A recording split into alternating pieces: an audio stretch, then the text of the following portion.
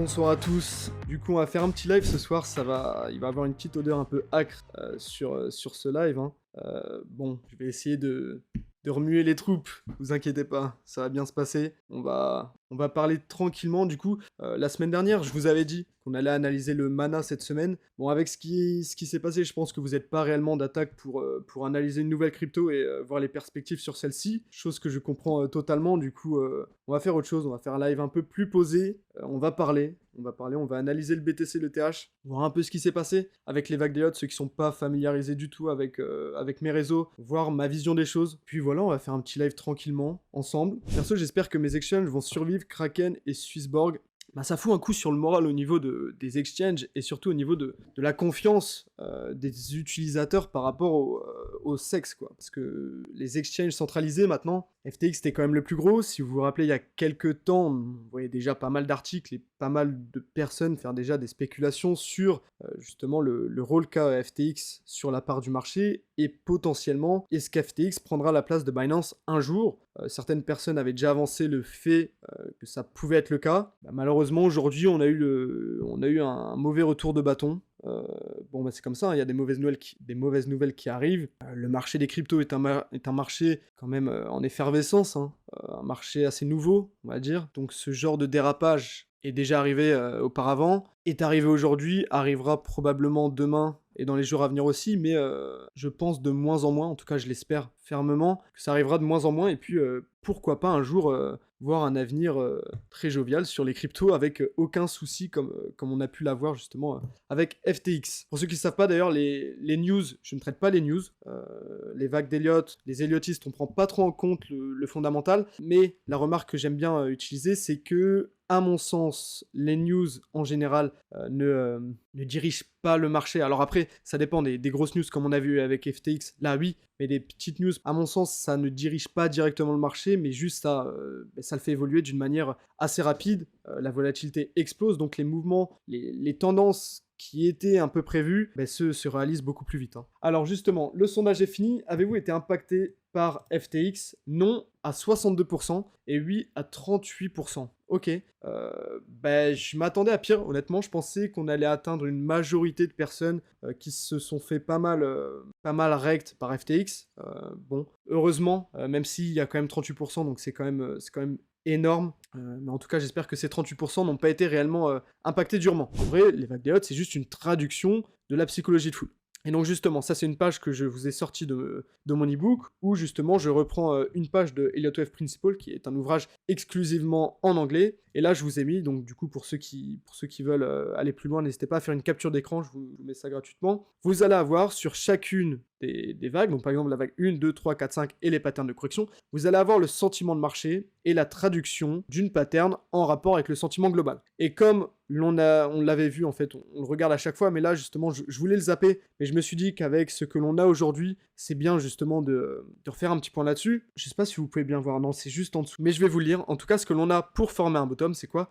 C'est un environnement émotionnellement négatif, poussant les investisseurs à se détourner des marchés. Et donc, tout simplement, vous allez retrouver juste une peur frénétique au niveau des investisseurs qui va justement leur donner une émotion de survie de leur wallet tellement énorme qui vont penser à ça et ils vont préférer du coup se détacher de leur investissement par justement la pression, une pression qui est énorme, induite par leur wallet, justement, et ils préfèrent justement éviter tout ce qui est analyse, penser, c'est-à-dire penser objectivement en fait. Ils sont totalement biaisés par leurs émotions. Et lorsqu'on a un sentiment de marché global qui fonctionne comme ceci, c'est là où on va être le plus propice à avoir justement des bottoms. Et donc pour ça, vous allez avoir plusieurs facteurs environnants du type justement tout ce qui est question de guerre. Alors là, c'est plus pour des gros actifs, hein, la question de guerre, même si on peut entendre ce terme-là en ce moment même, et justement c'est ça qui est assez incroyable, c'est que je vous l'avais mis justement il y a longtemps, et ça, le terme de guerre, war, justement, il est dans le livre de Elliott Wave Principle qui date de 1979. Enfin, c'est vraiment intéressant de voir qu'il y a les mêmes termes qui apparaissent. Donc le terme de guerre, le terme de panique, récession, mauvaise nouvelle, et là justement, je voulais passer aujourd'hui parce que FTX, c'est une terrible nouvelle pour le monde des cryptos, et alors je pense pas qu'on en est arrivé à ce point-là, mais ça donne une question, on a vraiment on a une réflexion plutôt au niveau de la survie des crypto-monnaies. Alors là, non, on n'en est pas là non plus, et c'est justement pour ça qu'on se trouve dans une vague 4 et non pas dans un gros bottom. On parle pas de survie, mais en tout cas, les autres termes du type récession, mauvaise nouvelle, panique, guerre, ben, on l'entend, c'est des termes que l'on entend, c'est ce que l'on doit avoir pour en tout cas repartir. Et justement, ça c'était une charte de Slashcoin. Et ben justement, je cherchais au niveau des crypto-monnaies une charte en fait qui me montrait, qui me validait ce que je prétendais. Donc ça, je vous l'avais écrit à l'aveuglette. Enfin, à l'aveuglette, c'est apparu dans le livre de Elliott of Principle, hein, qui date quand même de 1979, donc j'invente rien. Hein. Ici, j'invente vraiment rien. Et tout simplement, ben, on peut voir que si on reprend le chart de Slashcoin, ben regardez où sont les mauvaises nouvelles, où sont les bonnes nouvelles, et je vous laisse justement ben regarder ça par vous-même. Il manque la guerre en Ukraine. Ben, il manque la guerre en Ukraine. Ouais, justement, sur ce graphe, en fait, là, c'est juste au niveau des cryptos. Mais c'est drôle de voir que même juste au niveau des cryptos, ça réagit super bien. Hein, si vous avez suivi ce que je vous ai dit, lorsqu'on a les bottoms, regardez, est-ce qu'on a des bonnes news ou des mauvaises news? Mais regardez ici, on a vraiment toutes les mauvaises news. Ici, on accumule les mauvaises news. FTX, je vais pas vous le cacher, je pense que vous devez le comprendre, c'est vraiment une très mauvaise news. Donc bon, après à vous de faire votre avis là-dessus. C'est pas parce qu'on le sait que l'on le fait. Par exemple, on sait très bien que la mauvaise nourriture nous bousille, nous esquinte, on sait très bien que la clope nous esquinte, et c'est pas pour autant qu'on voit tout le monde manger juste du riz, dinde et des légumes tous les jours. Hein. Justement, pourquoi fonctionnent les McDo et tout? Bah, c'est justement, bah, les gens en fait sont esclaves de leurs sentiments, comme sur les marchés, et c'est ça justement qui fait qu'on va à contre-courant à chaque fois. Et c'est ce qui fait que les vagues d'Elliott réagissent aujourd'hui, réagissaient justement en 1979, réagissaient bien avant, et réagiront de la même manière dans une journée, demain, après-demain, dans un an et dans les années à venir. Je me fais pas du tout de soucis pour les vagues d'Elliott dans le futur. Comment tu évalues la part émotionnelle des cours qui sont majoritairement tradés par des algorithmes? Alors justement, très intéressant. Tu as l'algorithme de grande fréquence, à haute fréquence.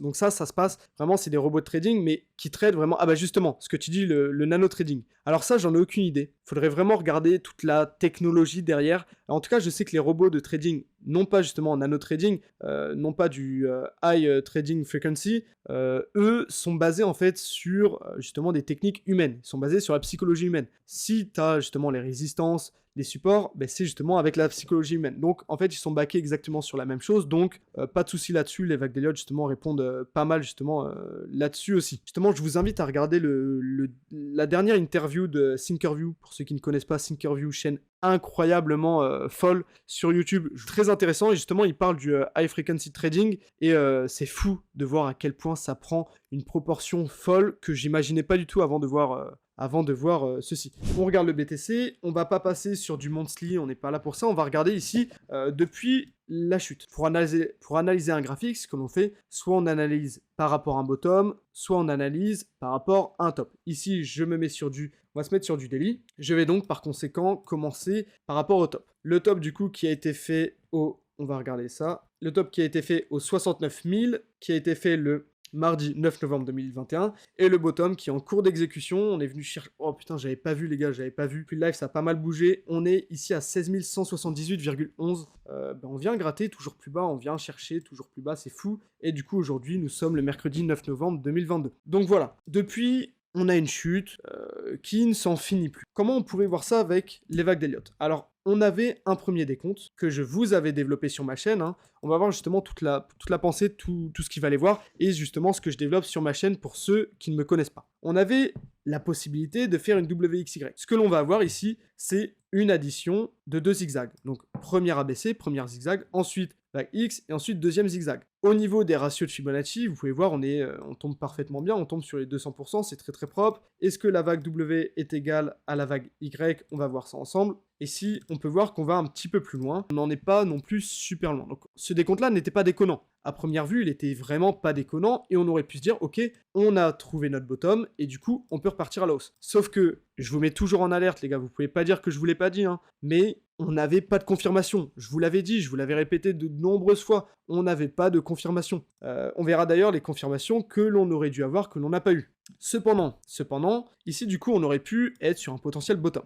Pour ça, il fallait décompter ce mouvement-là comme une impulsion. Cependant, je vous l'avais dit, on l'avait analysé sur ma chaîne, ici, pour moi, ça n'avait pas la gueule d'une impulsion, ça n'avait pas la gueule d'une impulsive, ou voire même d'une leading diagonale. Ici, si on mettait notre canal, on était clairement sur un mouvement qui, pour moi, était en 3 temps, donc ici, vague A, vague B, vague C, contenu dans notre canal, on était dans une tendance de fond qui est baissière. Lorsqu'on est dans une tendance de fond avec une correction en 3 temps, par exemple ici, correction en 3 temps dans le canal, ici, correction en 3 temps dans le canal, ici, pareil sur les petits timeframes, ça joue aussi, ici, pareil, j'en suis sûr, ici, pareil, ici, pareil, correction, alors là c'était plus un triangle, donc c'était correction en 5 temps, ici vous pouvez voir, correction en 3 temps dans le canal, on devait repartir à la baisse. En tout cas, pour moi, j'ai compté ça comme une pattern en 3 temps, du coup, j'étais favorable à un retour à la baisse. Favorable. Même si le décompte, il me plaisait bien, c'était compliqué pour moi d'entrevoir une hausse suite à ce décompte de WXY. Dans un premier temps, j'attendais de venir chercher une vague B. Alors oui, je vous entends dire que oui, c'est tard. Oui, on a déjà fait un beau mouvement à la hausse. Hein. Si on avait fait le bottom ici et qu'il fallait attendre la vague B, on aurait déjà fait 80%. Donc oui, c'est énorme, mais c'est comme ça les gars. On n'est pas Madame Irma, on ne connaît pas l'avenir. Une autre confirmation aurait été d'avoir justement ce que Jeffrey Kennedy utilise, c'est le double swing low. C'est quoi? Vous allez avoir un retournement, une pattern de retournement de tendance qui se fait sous cette forme-là. Vous allez avoir un premier sommet suivi d'un premier creux.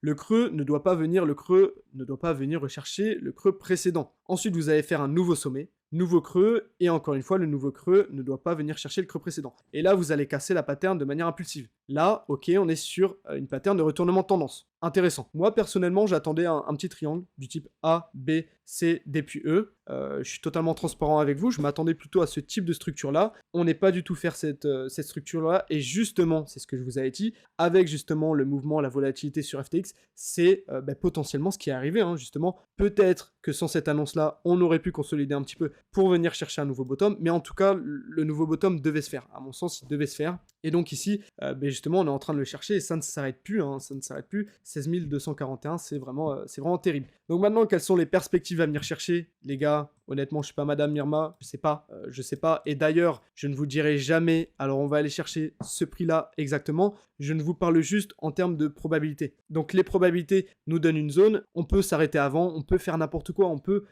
encore une fois là faire du yo-yo, aller à la hausse pour ensuite retourner à la baisse. C'est totalement possible. Est-ce qu'il y a de fortes probabilités pour qu'on le fasse? Pas du tout, le marché quand même fonctionne de manière raisonnée et logique. En tout cas, si on évolue ça, si on regarde avec justement le prisme des vagues d'Elliott. Donc ici, on s'attend à une vague 5. Alors soit on s'attend à une vague 5 et du coup, un premier arrêt se ferait au 138.2, donc de cette pattern de correction là. En tout cas, je pense totalement qu'on va venir les chercher, donc c'est-à-dire les 14 700, honnêtement, pour moi, ils sont atteignables, largement atteignables, et pour venir chercher une vague 5, ça serait possible. Donc maintenant, la pattern à venir chercher, ça serait soit une impulsive, mais si on vient faire une impulsive, honnêtement les gars, ça va faire très mal et on va descendre bien en dessous, ou alors on va agir d'une manière ending diagonale, donc vague A, vague B, vague C, vague D, vague E, le prix va compresser, et ensuite on va retourner à la hausse, vague 1, vague 2, et ensuite vague 1, vague 2, et là on va avoir justement nos confirmations que je vous ai dit justement précédemment, c'est-à-dire la pattern de retournement double swing low. On va se mettre sur du weekly, on va utiliser les chandeliers, et justement on va passer sur le Williams% accordé avec le donné Marriott qui est justement un outil que j'utilise aussi. On va se mettre en log comme d'habitude. Ce que l'on a, c'est quoi? C'est une bougie qui n'en finit plus là, on n'en finit plus les gars. On est toujours sur un bottom qui est en train de s'effectuer.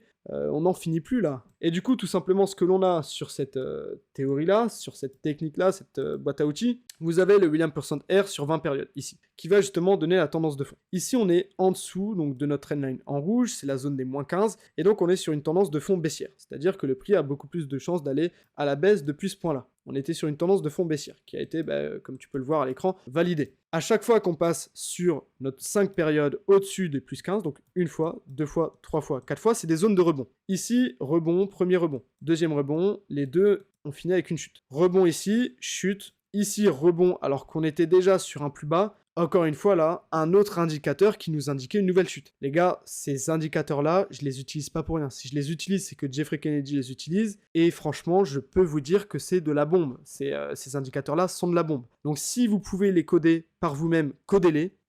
En fait, tout simplement, ces deux indicateurs-là proviennent du William %R que j'ai aménagé pour l'utiliser comme Jeffrey Kennedy le fait aussi. Mais là, c'est fou de se dire que du point de vue des vagues d'Elliott, on pouvait entrevoir un nouveau bottom, même si je m'attendais quand même à une consolidation un petit peu plus longue que ça. On s'attendait quand même à une vague 4, vague 5 qui suivait. Et avec les indicateurs aussi, ben là, c'est fou à quel point justement on aurait pu prévoir ça aussi. Je vous ai dit, pour les indicateurs, si vous savez trader, si vous savez coder, codez-les. Si vous êtes fort en anglais, que vous avez du temps, que vous avez de la patience, que vous aimez lire, ne passez pas par l'anatomie des vagues d'Elliott, passez par les œuvres élémentaires par lesquelles je suis passé, que vous pouvez retrouver sur mon site internet. Elliott tu tapes elliottwave.com, tu vas dans outils, liens et références, et tu retrouves vraiment les références par lesquelles je suis passé, et que je t'encourage vivement à lire. Alors après, si tu as des lacunes, si tu n'as pas trop d'argent, si tu n'as pas trop de temps, alors oui, justement, je pense que l'anatomie des vagues d'Elliott est un très très bon moyen de substituer tout ce temps-là et tout cet argent, simplement, mais je recommande toujours de passer par le chemin par lequel je suis passé, plutôt par ce que je vends. Tu as un code promo à nous passer STP. Est-ce que j'ai un code promo à vous passer? Bon allez, je vais créer ça. C'est parce que vous avez été vraiment sympa ce soir, et pour justement soutenir aux personnes qui se sont fait justement un peu rect, je vais vous créer un coupon qui sera valable une semaine, où vraiment justement ça sera un petit un petit geste que je fais pour vous remercier de m'avoir écouté et d'avoir vraiment participé comme vous l'avez fait. C'était vraiment sympa de faire un live à vos côtés. Donc je vais vous créer un petit coupon pour ceux qui sont intéressés, et puis je vais vous faire ça en direct en attendant la fin de ce sondage-là. Je ferai pas ça souvent, honnêtement, soyons fous. Pour ceux qui sont intéressés, je vous mets le coupon. Le coupon s'appelle du coup Courage. Je vous mets ça dans le chat, Courage, tout en majuscule. Et du coup, vous avez une réduction, je vous ai mis moins 20%. Je pense que je suis assez sympa quand même. Je suis assez sympa vraiment pour vous aider. Pour ceux qui se sont fait pas mal rect. Coupon Courage, moins 20% sur tous les articles pendant une semaine seulement. Donc pour ceux qui sont intéressés et aller plus loin, n'hésitez pas à aller sur mon site internet. Et puis voilà. Ok, donc on va passer maintenant sur du H1. Et justement, je vais vous montrer le point de vue que j'en avais. On était soit dans une vague 1, soit dans une vague A. Pour rappel, vague 1, vague motrice, vague A, vague de correction. Pourquoi on était soit dans une vague 1, soit dans une vague A? Cette vague-ci, ici, était clairement d'une manière impulsionnelle, en fait. Impulsive plutôt, excusez-moi. On était vraiment sur une structure impulsive. Donc là, c'était soit une vague 1, soit une vague A. Ensuite, correction en flat. Très belle flat. Cassure de la vague K. Donc là, signal d'achat, super important. Bon, super cool. Ensuite, on a fait ici une vague 1, vague 2, vague 1, vague 2, vague 3, vague 4, vague 5. Et ici, je vous en avais parlé. Donc, on était soit dans notre vague 1, soit dans notre vague A. Pour rappel, soit vague 2, soit vague B, du coup. Et ici, du coup, pour moi, j'attendais une vague 4. Ça, je vous l'avais dit, hein, les gars, je vous l'avais dit. N'hésitez pas à aller voir sur Twitter. D'ailleurs, on va aller voir sur Twitter après. Et justement, ici, on était dans une vague A, B, C. Voilà, vague A, B, C. Et ici, pour moi, je vous avais dit, non, à mon sens, j'attends de revenir chercher un petit peu plus bas pour ensuite chercher une vague 5. Chose que l'on a fait parfaitement. Du coup, on a fait une vague 1, 2, 3, 4, puis 5. Ensuite, lorsque j'ai regardé du coup toute la pattern, et bien ici, tout simplement, ce que j'ai remarqué, c'est qu'ici, on avait du coup notre canal, Chainlink, le KCT, technique, et ce qu'on est venu faire, c'est sortir du canal une fois, deux fois, trois fois. Sauf qu'on n'est pas juste ressorti pour après, pour aller beaucoup plus loin et casser réellement à la hausse et revenir rebondir là-dessus. Non, ce qu'on a fait, c'est qu'on l'a cassé et on l'a directement réintégré. Une fois, deux fois, trois fois. Donc pour moi ici, avec le Chainlink, on était clairement non plus sur une 1, 2, 3, 4, 5, mais plutôt sur une ABC. A, ici vague B, et ici vague C. Et qui dit pattern correction, en général ce que l'on préfère c'est les 100%, cependant on les avait cassés, donc ensuite c'est les 161 que l'on vient rechercher. On vient rechercher les 161.8, donc voilà, parfait, 161.8. Et en parallèle de ça, j'utilise donc une technique, justement les niveaux d'or. Donc on prend cette pattern de correction, je fais une corrélation entre ces deux-là, et regardez à quel point c'est formidable et c'est fou. Ici, regardez, les gars, on est venu à la perfection chercher cette zone de retournement. J'appelle ça comme une zone de retournement. C'est quoi? C'est une corrélation entre l'outil, les niveaux d'or et les ratios de Fibonacci. Je vous l'avais mis sur Twitter, les gars. Et donc ici, à mon sens, alors j'avais dit qu'on pouvait continuer pour faire une vague 3. Le marché peut tout faire. Le marché peut dire fuck à mes probabilités et tout simplement venir faire une vague 3, 4 et 5. Cependant, Et je vous avais dit pour moi, je privilégiais largement. Là, il n'y avait aucune raison, à mon sens, de privilégier une impulsion au profit d'une zigzag. Et donc ici, lorsqu'on fait une pattern de correction, en général, ce que l'on attend, c'est un retracement entier, total, de cette pattern de correction-là, pour venir chercher donc les 138,2. Comme je vous l'ai dit, j'attendais encore un petit peu, donc ça par contre, j'attendais vraiment une belle correction, ça je l'avais dit, mais je m'attendais pas, et ça justement je vous l'avais dit aussi sur Twitter, et je suis totalement transparent avec vous en vous disant ça, c'est que je ne m'attendais pas à venir chercher un nouveau bottom maintenant. Je m'attendais quand même à une petite consolidation encore avant de venir chercher un nouveau bottom. On est venu chercher les 138,2, on va chercher les 200%. Donc voilà, ça c'était pas mal intéressant à voir au niveau des vagues d'Elliott là-dessus. On a le résultat du sondage et la semaine prochaine, c'est avec plaisir du coup que je vous annonce que le live se portera du coup sur ETH. On va se quitter sur une énorme divergence les gars. Je pense que ça peut être pas mal. On va se quitter sur l'énorme divergence les mecs. Donc pour ceux qui n'ont pas vu l'énorme divergence, boum. Toujours des creux toujours plus bas, creux toujours plus haut sur le RSI. Je pense qu'on peut se quitter là-dessus, les gars. Sur ce, on va se laisser. Merci encore pour m'avoir écouté, en vous espérant une bonne soirée, du coup, et merci encore une fois pour votre écoute et pour votre participation. Salut les gars, et à la semaine prochaine.